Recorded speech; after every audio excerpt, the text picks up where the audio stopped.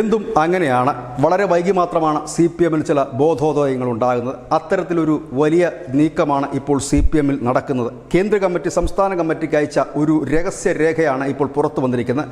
മാതൃഭൂമി ആണ് ഈ വാർത്ത പുറത്തു വിട്ടിരിക്കുന്നതും. ഇതിൽ പറയുന്നത് ഇടതുപക്ഷ പാർട്ടികൾ സാധാരണ നിലയിൽ BJP ഒരു ഫാസിസ്റ്റ് പാർട്ടിയാണ് എന്നാണ് എപ്പോഴും പറയാറുള്ളത്. കഴിഞ്ഞ 2 പാർട്ടി കോൺഗ്രസിലും അവരുടെ നിലപാടും അതായിരുന്നു. എന്നാൽ ഈ പാർട്ടി കോൺഗ്രസ് മുതൽ അത് മാറുകയാണ്. BJP ഫാസിസ്റ്റ് പാർട്ടി അല്ല എന്ന നിലപാടിലേക്ക് CPM എത്തുന്നു. ഹിറ്റ്ലറുടെയും മുസോളിനിയുടെയും കാലത്തുണ്ടായിരുന്ന ക്ലാസിക്കൽ ഫാസിസം അല്ല ഇതെന്നും നവഫാസിസത്തിലേക്കുള്ള വഴിയിലാണ് എന്നുമാണ് അവർ പറയുന്നത്.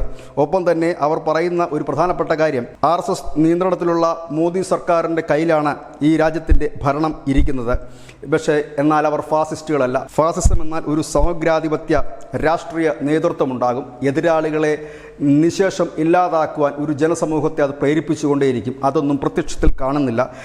ഇവിടെ പറയുന്ന ഒരു കാര്യം, മോദി സർക്കാർ ഫാസിസം അല്ല. അതായത് ഇനി മുതൽ CPM വർഗീയ ഫാസിസ്റ്റ് എന്ന് നരേന്ദ്രമോദിയെ വിളിക്കാൻ സാധ്യതയില്ല.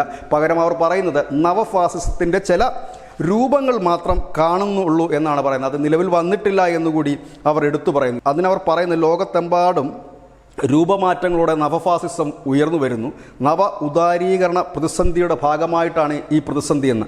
ഏതായാലും സഖാക്കൾക്കൊക്കെ ഇത് മനസ്സിലാകുമോ ഇല്ലയോ എന്നറിയില്ല. ചുരുക്കി പറഞ്ഞാൽ ഇത്രയേ ഉള്ളൂ. ഇതുവരെ മോദി ഫാസിസ്റ്റ് ആയിരുന്നു, ഇനി അല്ല എന്ന് മാത്രം. News desk news India Malayalam.